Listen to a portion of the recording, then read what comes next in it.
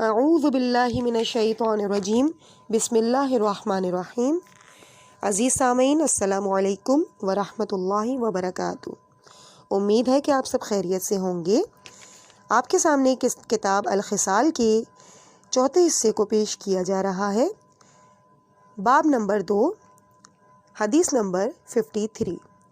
پروردگار کے نزدیک 2 قدم، 2 گھونٹ اور 2 قطروں سے زیادہ کوئی چیز پیاری نہیں۔ ابو حمزہ صومالی نے امام زین العابدین علیہ السلام کو فرماتے ہوئے سنا کہ آپ فرما رہے ہیں کہ 2 قدم سے زیادہ اللہ تعالیٰ کے نزدیک کوئی قدم پیارا نہیں۔ ایک مومن کا وہ قدم جو راہ جہاد میں اٹھے، اور دوسرا مومن کا وہ قدم جو قطع رحم کے کرنے والے کے پاس جا کر اس کی دلجوئی کرے۔ ان 2 گھونٹ سے زیادہ پروردگار کو کوئی گھونٹ زیادہ پیارا نہیں۔ ایک وہ گھونٹ کہ جو غصے کے وقت مومن پی جاتا ہے، اور دوسرا وہ گھونٹ جو مومن مصیبت کے وقت صبر سے برداشت کر کے پی جاتا ہے۔ پروردگار عالم کو 2 قطروں سے زیادہ کوئی قطرے پیارے نہیں۔ ایک وہ خون کا قطرہ جو راہ خدا میں گرا ہو، اور دوسرا وہ آنسو کا قطرہ کہ جو رات کی تاریکی میں پروردگار کی خاطر آنکھوں سے نکلا ہو۔ حدیث نمبر 54۔ 2 عادتیں جن کا ذکر ابلیس نے حضرت نوح علیہ السلام سے کیا۔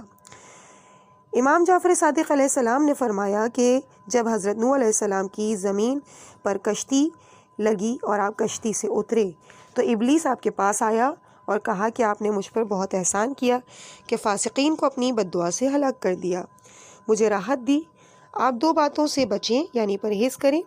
ایک حسد سے کہ جس کی وجہ سے یہ کالے دن مجھے دیکھنا پڑے، اور دوسرے یہ کہ حرص سے کہ جس کی وجہ سے حضرت آدم علیہ السلام جنت سے نکالے گئے۔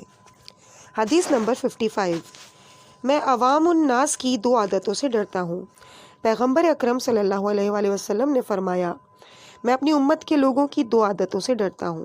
پہلی عادت یہ کہ طویل خواہش نفس، اور طویل خواہش نفس کی خواہش حق کے راستے سے روک دیتی ہے اور آخرت کو بھلا دیتی ہے۔ دنیا پیچھے جا رہی ہے اور آخرت سامنے آ رہی ہے، دونوں پر عمل کرنے والے ہیں۔ بہتر یہ ہے کہ تم آخرت کے چاہنے والے بنو، دنیا والے مت بنو۔ آج کل تم عمل کے گھر میں ہو، حساب کے گھر میں نہیں ہو۔ جو کچھ کرنا ہے کر لو، کہ تم حساب کے گھر میں جب ہوگے تو وہاں عمل کرنے کی اجازت نہیں ہوگی۔ پیغمبر اکرم صلی اللہ علیہ وآلہ وسلم نے فرمایا کہ عالم 2 قسم کے ہیں، جو اپنے علم پر عمل کرتا ہے نجات پا جاتا ہے، اور دوسرا وہ کہ جو اپنے علم کو چھوڑ دیتا ہے وہ ہلاک ہو جاتا ہے۔ امیر المومنین حضرت علی علیہ السلام نے فرمایا کہ مجھے تم لوگوں کی 2 عادتوں کا خوف ہے، ایک خواہشات کی پیروی اور دوسری طویل آرزوئیں۔ خواہش کی پیروی تم کو سیدھے راستے سے روک دے گی، اور طویل آرزوئیں آخرت کو بلا دیں گی۔ مجھے ڈر ہے 2 باتوں کا، خواہشات کی پیروی اور لمبی آرزو۔ خواہش کی پیروی تم لوگوں کو حق سے روک دے گی، اور لمبی آرزوئیں تمہیں آخرت سے غافل کر دیں گی۔ حدیث نمبر 56۔ 2 عادتوں سے منع کرنا۔ مفضل ابن یزید نے کہا کہ جناب امام جعفر صادق علیہ السلام نے فرمایا کہ تم کو 2 عادتوں سے منع کرتا ہوں جس کی وجہ سے لوگ ہلاک ہو گئے۔ ایک یہ کہ تم اللہ کے علاوہ کسی اور دین پر عبادت کرو، دوسرے جس بات کا علم نہ ہو اپنا فتویٰ مت دو۔ ابو حجاج نے کہا کہ جناب امام جعفر صادق علیہ السلام نے فرمایا، میں تمہیں 2 باتوں سے منع کرتا ہوں جس کی وجہ سے لوگ ہلاک ہو گئے۔ اس بات کا فتویٰ نہ دو جس کو تم نہیں جانتے، اور جس بات کو نہیں جانتے اس پر اللہ کی عبادت کرو۔ حدیث نمبر 57۔ 2 پانیوں نے حضرت نوح علیہ السلام کی بات نہیں مانی۔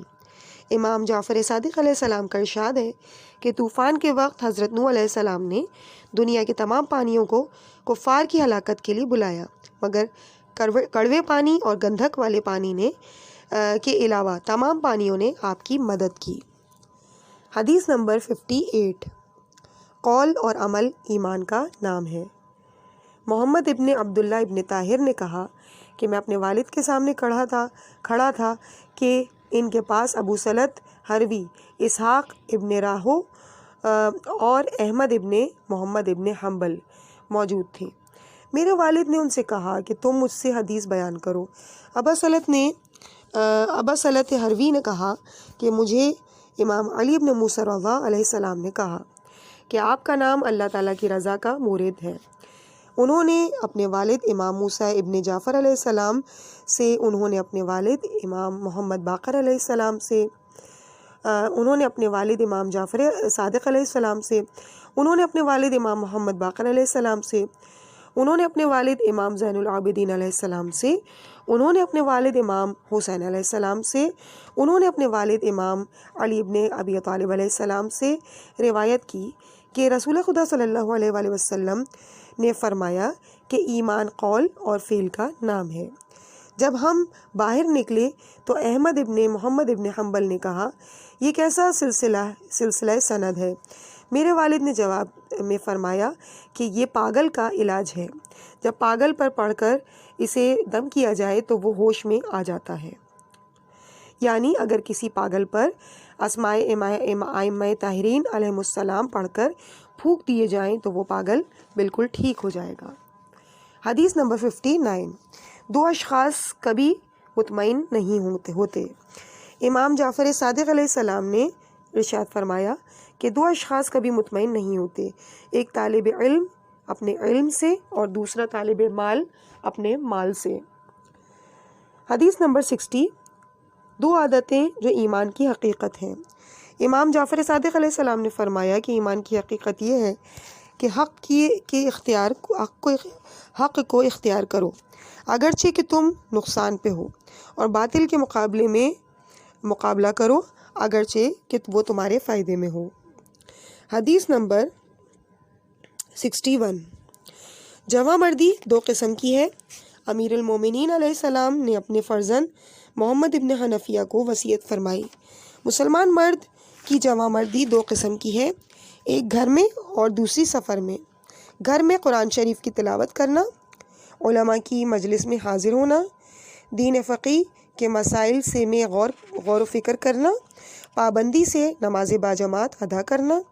سفر میں اپنا توشہ یعنی کھانے پینے کا سامان دوستوں پر خرچ کرنا، ہم سفر لوگوں کی مخالفت نہ کرنا کہ اللہ تعالیٰ کو کثرت سے یاد کرنا، اوپر چڑھتے وقت، نیچے اترتے وقت اور بیٹھتے وقت، یعنی ہر وقت خدا کو یاد کرنا۔ دو عادتیں اخلاق کی۔ حدیث نمبر 62، دو عادتیں اخلاق کے خلاف ہیں۔ پیغمبر اکرم صلی اللہ علیہ وآلہ وسلم نے ارشاد فرمایا کہ بغیر کسی معقول وجہ کے کھڑے ہو کر رفع حاجت کرنا اور داہنے ہاتھ سے استنجا کرنا انسانیت کے اخلاق کے خلاف ہے۔ حدیث نمبر 63، دو عادتیں جو رزق لاتی ہیں۔ امام جعفر صادق علیہ السلام نے ارشاد فرمایا، دو عادتیں رزق لاتی ہیں، ایک برتن دھونا اور دوسرا صحن اور گھر میں جھاڑو دینا۔ حدیث نمبر 64، اپنی بیوی بچوں پر دو مکروہ کے درمیان خرچ کرنا واجب ہے۔ عیاشی کا بیان ہے کہ میں نے امام علی رضا علیہ السلام سے سوال کیا کہ اپنے عیال یعنی بیوی بچوں پر کتنا خرچ کرنا چاہیے؟ آپ نے فرمایا دو مکروہ کے درمیان۔ میں نے عرض کیا کہ مجھے دو مکروہ کا علم نہیں۔ آپ نے فرمایا ہاں، اللہ تعالیٰ تم پر رحمت کرے، کیا تجھے علم نہیں کہ پروردگار عالم فضول خرچی اور کنجوسی کو پسند نہیں کرتا؟ جب کنجوسی اور فضول خرچی سے خرچ نہیں کرے گا تو دونوں کے درمیان اعتدال ہوگی۔ حدیث نمبر 65، دو عادتوں سے دو باتیں حاصل ہوتی ہیں۔ امام جعفر صادق علیہ السلام نے فرمایا، اپنے آباء و اجداد سے نیکی کرو، تمہاری فرزند تم سے نیکی کریں گے۔ دوسرا یہ کہ دوسروں کی عورتوں سے پارسائی اختیار کرو تاکہ لوگ تمہاری عورتوں سے پارسائی اختیار کریں۔ حدیث نمبر 66، حیا دو قسم کی ہے۔ پیغمبر اکرم صلی اللہ علیہ وآلہ وسلم نے فرمایا، حیا دو قسم کی ہے، ایک سستی اور نفس کی کمزوری، اور دوسری قسم قوت ہے جو اسلام اور ایمان ہے۔ حدیث نمبر 67، بیٹے کو عاق کرنے سے والدین پر کیا لازم آتا ہے؟ پیغمبر اکرم صلی اللہ علیہ وآلہ وسلم نے ارشاد فرمایا کہ اولاد اپنے والدین سے عاق اس صورت میں ہوتی ہے جب والدین کا نافرمان ہو، والدین اولاد سے عاق اس صورت میں ہوتے ہیں جب اولاد نیک ہو۔ حدیث نمبر 68، نبی کریم صلی اللہ علیہ وآلہ وسلم نے فرمایا، میں دو ذبیحوں کا فرزند ہوں۔ راوی نے کہا کہ میں نے ابوالحسن امام علی بن موسیٰ رضا علیہ السلام سے پوچھا کہ پیغمبر کہ اس کہنے کی کیا مطلب ہے کہ میں 2 ذبیحوں کا فرزند ہوں؟ آپ نے فرمایا کہ اس سے مراد حضرت اسماعیل علیہ السلام اور حضرت ابراہیم علیہ السلام ہیں، اور دوسرا عبداللہ ابن مطلب ہے۔ اس سے مراد حضرت اسماعیل ابن ابراہیم علیہ السلام اور دوسرے جناب عبداللہ ابن مطلب ہیں۔ حضرت اسماعیل علیہ السلام صابر تھے۔ اللہ تعالیٰ نے حضرت ابراہیم کو ان کی بشارت دی۔ جب صحرا کی طرف جانے کے قابل ہوئے تو حضرت ابراہیم علیہ السلام نے کہا، اے میرے فرزند، میں نے خواب دیکھا کہ میں تجھے ذبح کر رہا ہوں۔ حضرت اسماعیل علیہ السلام نے عرض کی، اے میرے والد، جس طرح آپ کو حکم ملا ہے ویسے ہی کریں، یہ نہیں کہا کہ جیسا خواب دیکھا ہے ویسا کریں، انشاءاللہ مجھے صبر کرنے والوں میں پائیں گے۔ جب ذبح کرنے کا ارادہ کیا تو اللہ تعالیٰ نے بڑی قربانی سے بدل دیا اور مینڈھے کو آپ کا فدیہ بنا دیا، جو نیلا یعنی آسمانی رنگ کا تھا۔ عیش و آرام سے زندگی بسر کر رہا تھا۔ 40 سالوں تک بہشت کے باغوں میں چڑھ چکا تھا۔ شکم مادر سے پیدا نہیں ہوا تھا۔ اللہ تعالیٰ نے اپنی قدرت سے اسے پیدا کیا تھا تاکہ حضرت اسماعیل علیہ السلام کا فدیہ بن سکے۔ حج کے موقع پر مینا میں جو جانور قیامت تک ذبح ہوتے رہیں گے وہ اسماعیل علیہ السلام کا فدیہ ہیں۔ ذبیحین کا ایک مطلب یہ ہوا، اور دوسرا مطلب جناب حضرت عبد المطلب نے جب خانہ کعبہ کی زنجیر پکڑ کر اللہ تعالیٰ سے دعا کی کہ اگر تو مجھے 10 فرزند عطا کرے گا تو ان میں سے ایک لڑکے کو تیری راہ میں قربان کر دوں گا۔ دعا قبول ہوئی، 10 فرزند عطا ہوئے۔ انہوں نے کہا میں اپنی نظر پوری کروں گا۔ تمام فرزندوں کو خانہ کعبہ میں لے گئے اور ان پر قرعہ ڈالا۔ قرعہ میں جناب عبداللہ یعنی پدر رسول خدا صلی اللہ علیہ وآلہ وسلم کا نام نکلا۔ وہ تمام فرزندوں میں سب سے زیادہ پیارے تھے۔ قرعہ بار بار ڈالا گیا، ہر مرتبہ جناب عبداللہ ہی کا نام نکلا۔ عبد المطلب نے عبداللہ کو پکڑ لیا اور ذبح کرنا چاہا تو اہل قریش جمع ہو گئے اور آپ کو ذبح کرنے سے منع کر دیا۔ عبد المطلب کی عورتیں جمع ہو گئیں اور رونا پیٹنا اور فریاد کرنا شروع کر دیا۔ آپ کی دختر عاتقہ نے، جو آپ کو بہت زیادہ پیاری تھیں، انہوں نے عرض کی، بابا جان، اپنے اور اللہ کے درمیان اپنے فرزند کے بارے میں کوئی عذر پیش کیجیے۔ آپ نے فرمایا، کیا کوئی بہانہ کروں؟ انہوں نے کہا کہ اونٹوں اور عبداللہ کے درمیان قرعہ نکالیے۔ حضرت عبداللہ نے اونٹ منگوائے اور 10 اونٹوں اور جناب عبداللہ کے درمیان قرعہ ڈالا۔ قرعہ جناب عبداللہ کے نام نکلا۔ حضرت عبد المطلب نے 10 اونٹ بڑھائے۔ جب 100 اونٹ ہو گئے، یعنی جناب عبداللہ حضرت عبد المطلب 10 اونٹ بڑھاتے گئے۔ جب 100 اونٹ اور حضرت عبداللہ کے درمیان قرعہ ڈالا گیا تو قرعہ اونٹوں کے نام نکلا۔ قریش نے اللہ اکبر کا زبردست نعرہ لگایا، جس کی آواز سے مکہ کے پہاڑ لرز اٹھے۔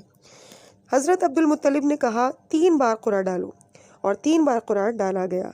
تینوں بار قرعہ اونٹوں کے نام پہ نکلا۔ تیسری بار آپ کا بھائی زبیر اور ابو طالب نے کہا کہ عبد المطلب کے پیروں کے پاس سے عبداللہ کو نکال لو، اور حضرت عبد المطلب کے پیروں کے پاس سے عبداللہ کو نکال لیا۔ گالوں کی جلد جو زمین پر پڑی تھی چہرے سے اتر گئی۔ آپ کو اٹھا کر بلند کیا اور بوسے دینے شروع کر دیے۔ آپ کے چہرے پہ سے مٹی صاف کی۔ عبد المطلب نے حکم دیا کہ اونٹوں کو نہر کیا جائے۔ اونٹوں کی تعداد 100 تھی۔ حضرت عبد المطلب نے 5 باتوں کی بنیاد رکھی جس کو اسلام نے جاری رکھا۔ ایک یہ کہ باپ کی عورتوں کی بیٹوں پر حرام قرار دیا جائے۔ نمبر 2، قتل کی دیت 100 اونٹ قرار دی جائے۔ نمبر 3، خانہ کعبہ کا طواف 7 چکر لگایا جائے۔ نمبر 4، خزانہ ملے تو اس کا خمس یعنی 5واں حصہ نکالا جائے۔ نمبر 5، زمزم کے کنویں کا نام سقایت الحاج رکھا جائے۔ اگر عبد المطلب حجت خدا نہ ہوتے تو یہ باتیں نہ ہوتیں۔ عبداللہ کا ذبح کا عزم ایسا تھا جیسا کہ حضرت ابراہیم نے اپنے بیٹے جناب اسماعیل کے ذبح کا عزم کیا تھا۔ اگر یہ بات نہ ہوتی تو پیغمبر اکرم صلی اللہ علیہ وآلہ وسلم دونوں کی نسبت سے ہونے کا فخر نہ کرتے اور نہ کہتے کہ میں دو ذبیحوں یعنی ذبیحین کا فرزند ہوں، اور وجہ حضرت اسماعیل کے ذبح نہ ہونے کی وجہ تھی، اور دوسری وجہ جناب عبداللہ کے ذبح ہونے کی تھی۔ اور نبی کریم صلی اللہ علیہ وآلہ وسلم اور ائمہ طاہرین علیہم السلام نے دونوں کے صلب سے پیدا ہونا تھا۔ نبی صلی اللہ علیہ وآلہ وسلم اور ائمہ علیہم السلام کی برکت سے دونوں ذبح ہونے سے بچ گئے، اولاد کے قتل ہونے کا طریقہ جاری نہ ہوا۔ اگر یہ بات نہ ہوتی تو لوگ اپنی اولاد کو قتل کر کے اللہ کا قرب حاصل کرتے۔ لوگ جو قربانی اللہ کی بارگاہ میں پیش کرتے ہیں قیامت تک حضرت اسماعیل علیہ السلام کا فدیہ ہے۔ اس کتاب کے مصنف فرماتے ہیں کہ اس بارے میں روایات مختلف ہیں کہ ذبح ہونے والے حضرت اسماعیل علیہ السلام تھے یا حضرت اسحاق۔ دونوں کے بارے میں روایات سلسلہ سند درست ہے جس کو رد نہیں کیا جا سکتا۔ ذبح ہونے والے اسماعیل علیہ السلام تھے۔ اسحاق جب پیدا ہوئے تو ان کی خواہش تھی کہ اس کو باپ کا ذبح ہونے کا حکم دیتے اور وہ اللہ کے حکم سے تسلیم کرتے اور صبر کرتے جس طرح ان کے بھائی نے صبر کیا تھا اور تسلیم کیا تھا، بھائی کے درجے کا ثواب حاصل کرتے۔ اللہ تعالیٰ نے اسحاق علیہ السلام کے دل میں خواہش کو جان کر فرشتوں کی موجودگی میں ان کا نام ذبیح رکھا۔ حضرت امام جعفر صادق علیہ السلام سے روایت ہے کہ رسول خدا کا قول ہے کہ میں ذبیحین کا فرزند ہوں۔ اس سے مراد چچا ہے، کیونکہ اللہ تعالیٰ نے قرآن میں چچا کو باپ کہا۔ جب حضرت یعقوب کی موت کا وقت قریب آیا تو انہوں نے اپنے فرزندوں سے کہا، میرے بعد کسی کی عبادت کرو۔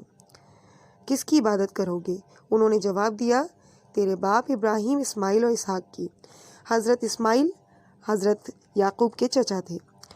اس جگہ اللہ تعالیٰ نے ان کو باپ کہا۔ خود رسول نے فرمایا کہ چچا والد ہوتا ہے۔ پیغمبر کا فرمان ہے کہ میں ذبیح کا فرزند ہوں۔ اسماعیل علیہ السلام اور اسحاق علیہ السلام دونوں شامل ہیں۔ ایک ذبیح حقیقی ہے اور دوسرا مجازی۔ خواہش اور تمنا کرنے والے کی وجہ سے نبی کریم صلی اللہ علیہ وآلہ وسلم دو ذبیحین کے فرزند ہیں، اور ذبیح عظیم کی ایک وجہ اور بھی ہے۔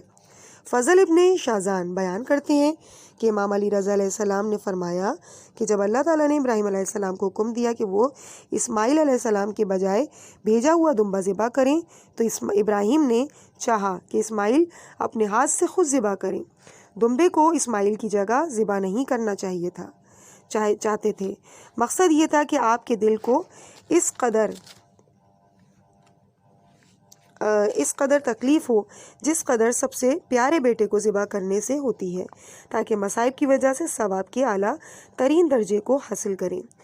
اللہ تعالیٰ نے جناب ابراہیم کی طرف وحی کی کہ تیرا سب سے پیارا بندہ کون ہے؟ حضرت ابراہیم نے عرض کی کہ تیرے حبیب محمد صلی اللہ علیہ وآلہ وسلم۔ اللہ نے فرمایا کہ محمد بہت پیارے ہیں یا تجھے تیری ذات پیاری ہے؟ حضرت ابراہیم نے فرمایا کہ میری ذات سے زیادہ مجھے رسول پیارے ہیں، یعنی محمد پیارے ہیں۔ اللہ نے فرمایا کہ محمد کا فرزند تجھے زیادہ پیارا ہے یا تیرا اپنا فرزند؟ حضرت ابراہیم نے عرض کی کہ یقیناً محمد کا فرزند۔ اللہ تعالیٰ نے فرمایا محمد کا فرزند اپنے دشمنوں کے ہاتھوں ظلم کے ساتھ ذبح ہوگا۔ یہ بات تجھے تکلیف دے گی یا یہ بات کہ تو میری فرما برداری میں اپنے فرزند کو ذبح کر دے؟ حضرت ابراہیم نے عرض کی کہ محمد کا فرزند تیرے دشمنوں کے ہاتھوں ظلم کی وجہ سے ذبح ہوگا، اس کی مجھے زیادہ تکلیف ہوگی۔ اللہ نے فرمایا اے ابراہیم، لوگوں کا ایک گروہ کا خیال ہے کہ وہ محمد کی امت میں داخل ہیں۔ عن قریب آپ کے فرزند حسین علیہ السلام کو ظلم اور دشمنی سے اس طرح قتل کر دیں گے جس طرح بھیڑ بکریوں کو ذبح کرتے ہیں۔ اس وجہ سے وہ لوگ میری ناراضگی کے حقدار ہوں گے۔ یہ سن کر حضرت ابراہیم علیہ السلام فریاد کرنے لگے، دل کو تکلیف ہوئی، رونا شروع کیا۔ اللہ تعالیٰ نے حضرت ابراہیم کی طرف وحی کی کہ حسین کی شہادت پر تیرا رونا میں نے تیرے فرزند اسماعیل علیہ السلام کا فدیہ قرار دے دیا، جو تم اس کو اپنے ہاتھ سے ذبح کر کے روئے ہو۔ میں نے تیرے لیے اعلیٰ درجات مقرر کر دیے جو مصائب کی وجہ سے اہل ثواب کو مصائب جھیلنے کی وجہ سے ملتے ہیں۔ اس آیت کا یہی مطلب ہے، یعنی فدینا بذبح العظیم۔ حدیث نمبر 69۔ دو چیزیں جو قائم ہیں، دو چیزیں جو جاری ہیں، دو چیزیں جو ایک دوسرے سے مختلف ہیں، دو چیزیں جو آپس میں دشمن ہیں۔ جناب عبداللہ ابن سلیمان کتاب پڑھنے والے بیان کرتے ہیں کہ میں نے بعض کتب میں پڑھا کہ جب ذوالقرنین دیوار بنا چکے تو وہ خود اور ان کا لشکر جا رہا تھا۔ اسے ایک عالم ملا، ذوالقرنین سے پوچھا کہ اللہ کی پیدا کردہ دو قائم، دو جاری، دو مختلف اور دو آپس میں دشمن کون کون سی اشیاء ہیں؟ ذوالقرنین نے جواب دیا کہ دو قائم آسمان اور زمین ہیں، دو جاری سورج اور چاند ہیں، دو مختلف دن اور رات ہیں، اور آپس میں دو دشمن زندگی اور موت ہیں۔ اس عالم نے کہا، جاؤ تم عالم ہو، حدیث بہت طویل ہے، میں نے حسب ضرورت نقل کر دیا۔ میں نے اس کو مکمل کتاب النبوت میں بیان کیا۔ حدیث نمبر 70۔ دو حج کا ثواب۔ جناب امام جعفر صادق علیہ السلام نے فرمایا، جس نے دو حج کیے وہ مرتے دم تک خوش رہے گا۔ حدیث نمبر 71۔ دو مقامات پر سچ بات کہنا۔ پیغمبر اکرم صلی اللہ علیہ وآلہ وسلم کا ارشاد گرامی ہے کہ اللہ کی خوشنودی اور ناراضگی کی وجہ سے سچ بات کہنا پروردگار کے نزدیک مومن کی کسی چیز کے خرچ کرنے سے بہتر ہے۔ حدیث نمبر 72۔ دو قسم کا قتل اور دو قسم کی جنگ۔ امام جعفر صادق علیہ السلام اپنے والد امام محمد باقر علیہ السلام سے روایت کرتے ہوئے فرماتے ہیں کہ قتل دو طرح کے ہیں، ایک قتل کفارے میں، دوسرا قتل جنگ میں۔ دو جنگیں ہیں، ایک کفار سے جنگ یہاں تک کہ وہ مسلمان ہو جائیں، اور دوسرے باغی گروہ سے جنگ اس وقت تک کہ جب تک وہ حق پر واپس نہ آ جائیں۔ حدیث نمبر 73۔ دو عادتوں کی وجہ سے اللہ آسمان پر اور بندے زمین پر اسے دوست رکھتے ہیں۔ ایک شخص نے پیغمبر اکرم صلی اللہ علیہ وآلہ وسلم کی خدمت میں عرض کی کہ مجھے کسی ایسی چیز سے آگاہ کیجیے جس پر عمل کرنے سے آسمان پر اللہ اور زمین پر بندوں کا محبوب بن جاؤں۔ آپ نے فرمایا، اللہ کے پاس جو چیز ہے اسے مانگو تاکہ وہ تجھے دوست رکھے، اور لوگوں کے پاس جو چیز ہے اس سے کنارہ کشی اختیار کرو تاکہ وہ تمہیں دوست رکھے۔ حدیث نمبر 74۔ رسول اللہ کے پاس دو انگوٹھیاں تھیں۔ امام جعفر صادق علیہ السلام نے فرمایا کہ رسول خدا صلی اللہ علیہ وآلہ وسلم کے پاس دو انگوٹھیاں تھیں، ایک پر لا الہ الا اللہ محمد رسول اللہ اور دوسری پر صدق اللہ لکھا ہوا تھا۔ حدیث نمبر 75۔ دو چیزیں روزے دار کا تحفہ ہیں۔ امام حسن علیہ السلام نے فرمایا کہ روزے دار کا تحفہ دو چیزیں ہیں، داڑھی پر عطر لگانا، کپڑوں پر خوشبو لگانا۔ عورت روزے دار کا تحفہ یہ ہے کہ سر پر کنگھی کرے، کپڑوں پر خوشبو لگائے۔ امام حسین علیہ السلام جب روزہ رکھتے تھے تو عطر سے اپنے آپ کو خوشبو لگاتے تھے اور فرماتے تھے کہ عطر لگانا روزے دار کا تحفہ ہے۔ حدیث نمبر 76۔ قیامت کے دن، قیامت کے آنے کی دو نشانیاں۔ پیغمبر اکرم صلی اللہ علیہ وآلہ وسلم سے سوال کیا گیا، قیامت کب آئے گی؟ آپ نے فرمایا کہ جب لوگ ستاروں کے علم پر ایمان لے آئیں اور قضا اور قدر کو جھٹلائیں۔ حدیث نمبر 77۔ دو باتوں کی وجہ سے بنو ہاشم پر صدقہ حلال ہے۔ امام جعفر صادق علیہ السلام نے اپنے والد امام محمد باقر علیہ السلام سے روایت کی، بنو ہاشم کے لیے دو مقامات پر صدقہ حلال ہے، ایک اس وقت جب وہ پیاسے ہوں اور پانی مل جائے اور پی لیں، دوسرا یہ کہ اس وقت کہ دوسرے یہ کہ ایک دوسرے کا صدقہ ان پر حلال ہے۔ حدیث نمبر 78۔ دو عادتوں کی وجہ سے انسان پست یعنی گھٹیا ہو جاتا ہے۔ امام جعفر صادق علیہ السلام سے پوچھا گیا، ذلیل کون ہے؟ آپ نے فرمایا، جو شراب پیتا ہے اور تنبورہ بجاتا ہے۔ حدیث نمبر 79۔ دو گناہ ایک دوسرے سے زیادہ سخت ہیں۔ پیغمبر صلی اللہ علیہ وآلہ وسلم نے فرمایا، غیبت زنا سے زیادہ سخت ہے۔ پوچھا گیا، یا رسول اللہ کیوں؟ آپ نے فرمایا کیونکہ زانی کی توبہ اللہ قبول کر لیتا ہے، لیکن غیبت کرنے والے کی توبہ اللہ اس وقت تک قبول نہیں کرتا جب تک وہ معاف نہ کر دے جس کی غیبت کی گئی ہو۔ حدیث نمبر 80، سعد ایک قسم کا یعنی عطر سے دانتوں کو دھونے سے دو باتیں پیدا ہوتی ہیں۔ ابن عثمان نے کہا کہ میں نے امام جعفر صادق علیہ السلام کو فرماتے ہوئے سنا، آپ نے فرمایا اپنے دانتوں کو سعد یعنی ایک قسم کا عطر ہوتا ہے اس سے دھویا کرو کیونکہ یہ منہ کو خوشبودار کرتا ہے۔ حدیث نمبر 81، اشنان کھانے سے دو باتیں پیدا ہوتی ہیں۔ حکم ابن مسکین نے کہا میں نے امام جعفر صادق علیہ السلام کو فرماتے ہوئے سنا، آپ نے فرمایا اشنان یعنی ایک بدبودار یعنی کڑوی سبزی کھانے سے دو باتیں پیدا ہوتی ہیں، ایک یہ کہ زانوں کو سست کرتی ہے، دوسرے منی کو فاسد کرتی ہے۔ حدیث نمبر 82، دو اشخاص نبی کی سفارش نہیں پائیں گے۔ پیغمبر اکرم صلی اللہ علیہ وآلہ وسلم نے فرمایا دو آدمی میری سفارش کے حقدار نہیں ہوں گے، ایک ظالم یعنی ستم کرنے والا بے رحم بادشاہ کا دوست اور دوسرا دین میں غلو کرنے والا۔ حدیث نمبر 83، دو قسم کے خلال جزام کے مرض کی رگ کو حرکت دیتے ہیں۔ حدیث امام جعفر صادق علیہ السلام نے فرمایا کہ ریحان کی لکڑی اور انار کی شاخ سے خلال نہ کیا کرو، یہ دونوں جزام کے مرض کی رگ کو حرکت لاتی ہیں۔ حدیث نمبر 84، دنیا اور آخرت دونوں ترازو کے دو پلڑے ہیں۔ زہری نے کہا کہ امام زین العابدین علیہ السلام کو فرماتے ہوئے سنا، جس شخص کا دل اللہ تعالیٰ کے وعدوں پر مطمئن نہیں ہوتا وہ دنیا میں حسرتیں لے کر جاتا ہے۔ اللہ کی قسم یہ دنیا ترازو کے دو پلڑے کی مانند ہے، اگر بھاری ہوتا ہے تو دوسرے کو لے جاتا ہے۔ جب قیامت آئے گی جس کا آنا غلط نہیں ہے، اللہ کے دشمنوں کو دوزخ میں لے جائے گی اور اللہ کے دوستوں کو جنت میں لے جائے گی۔ ایک شخص کی طرف رخ کر کے فرمایا، اللہ سے ڈرو، دنیا کی طلب میں میانہ روی اختیار کرو، وہ چیزیں مت طلب کرو جو دنیا میں پیدا نہیں ہوئی۔ جو شخص ایسی چیز کا طالب ہو جو دنیا میں پیدا نہیں ہوئی وہ حسرتیں لے کر جائے گا، جو تلاش کرے گا اس کو نہ پائے گا، جو چیز پیدا نہیں ہوئی وہ کیسے پائے گا؟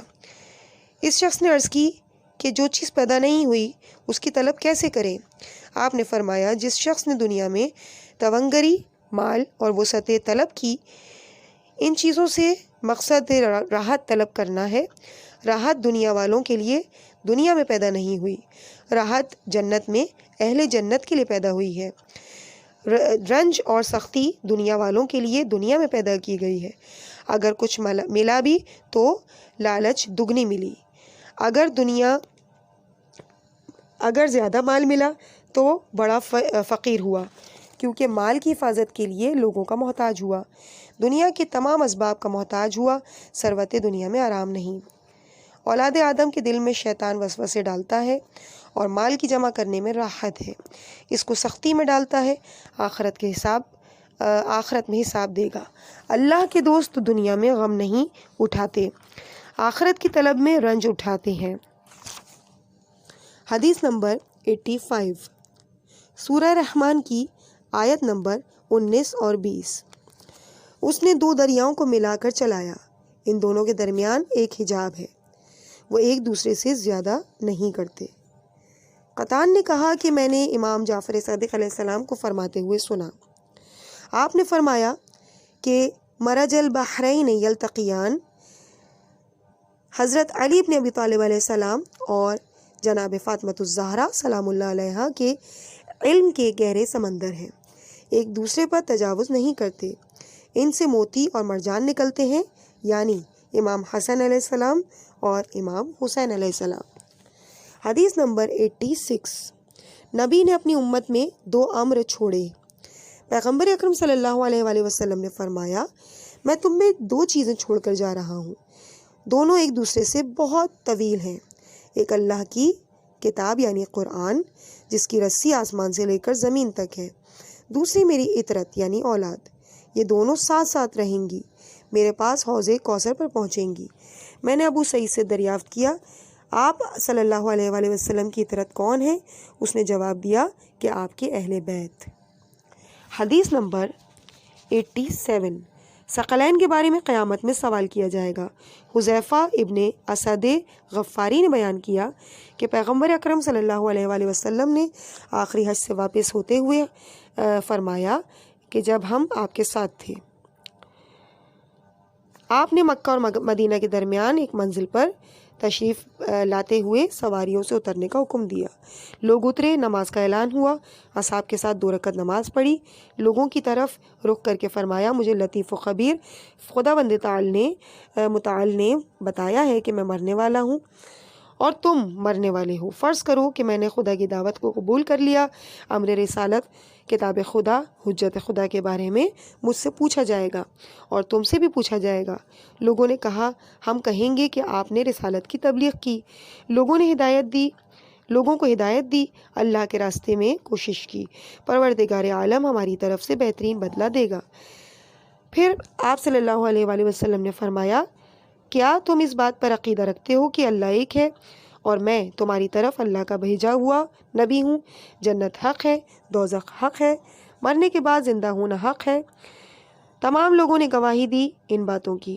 آپ نے فرمایا اے پروردگار تو ان باتوں پر گواہ رہنا، خبردار ہو جاؤ، میں تم کو گواہ کر کے کہتا ہوں میرا اللہ میرا سردار ہے، میں ہر مسلمان کا سردار ہوں، میں مومنین کی جان کا مالک ہوں۔ کیا تم میرے لیے اس بات کا اقرار کرتے ہو اور گواہی دیتے ہو؟ سب نے کہا ہم اس بات کی گواہی دیتے ہیں۔ پھر آپ صلی اللہ علیہ وآلہ وسلم نے فرمایا کہ میں جس کا سردار ہوں علی ابن ابی طالب علیہ السلام اس کے سردار ہیں، جو یہ ہیں۔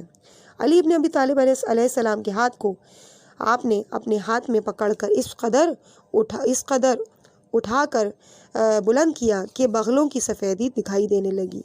آپ نے فرمایا اے میرے پروردگار تو اس کو دوست رکھ جو اس کو دوست رکھے، تو اس کو دشمن رکھ جو اسے دشمن رکھے، اس کی مدد کر جو اس کی مدد کرے، اس کو چھوڑ دے جو اس کو چھوڑ دے۔ میں تم سے پہلے جنت میں جاؤں گا، کل تم مجھے حوض کوثر پر ملو گے جس کی چوڑائی بصرہ اور صنعاء کے درمیان کا فاصلہ ہے، ستاروں کے برابر اس پر چاندی کے پیالے رکھے ہوں گے۔ جس بات پر آج تم اللہ کو گواہ بنا رہے ہو اس کے بارے میں کل تم سے دریافت میں کروں گا کہ تم نے ان کے ساتھ کیا سلوک کیا جب تم میرے پاس حوض کوثر پر پہنچو گے، کہ تم نے اللہ کی کتاب اور میری اطاعت سے کیا سلوک کیا۔ خبردار ہو جاؤ میری ملاقات کے وقت تم نے اس سے کیا سلوک کیا ہوگا۔ سب نے عرض کی یا رسول اللہ ثقلین کیا چیز ہے؟ آپ نے فرمایا ثقل اکبر اللہ کی کتاب ہے جس کا واسطہ اللہ تعالیٰ اور میری طرف سے تمہارے ہاتھوں کھینچا ہے، جو ایک طرف اللہ کے ہاتھوں میں اور دوسری طرف تمہارے ہاتھوں میں ہے۔ اس میں گزشتہ اور آنے والی تمام باتوں کا علم موجود ہوگا جو قیامت تک واقع ہوں گے۔ ثقل اصغر وہ قرآن کا ساتھی ہے جو علی ابن ابی طالب علیہ السلام اور ان کی اولاد ہے، جو آپس میں کبھی جدا نہیں ہوں گے، میرے پاس حوض کوثر پر پہنچیں گے۔ معروف ابن خربوز نے کہا میں نے امام محمد باقر علیہ السلام کی خدمت میں عرض کیا، آپ نے فرمایا کہ ابو طفیل رحمۃ اللہ نے سچ فرمایا۔ یہ بات حضرت علی ابن ابی طالب علیہ السلام کی کتاب میں موجود ہے اور ہم اس کو جانتے ہیں۔ اس کتاب کے مؤلف فرماتے ہیں کہ اس بارے میں احادیث بہت زیادہ ہیں، میں نے ان کو اپنی کتاب المعروفہ فی الفضائل میں لکھ دیا ہے۔ عزیز سامعین کرام، یہاں ہم کتاب الخصال کے 4تھے حصے کو ختم کرتے ہیں۔ انشاءاللہ اس سے آگے کی احادیث کو 5ویں حصے میں آپ کے سامنے بیان کیا جائے گا۔ التماس دعا، والسلام علیکم ورحمۃ اللہ وبرکاتہ۔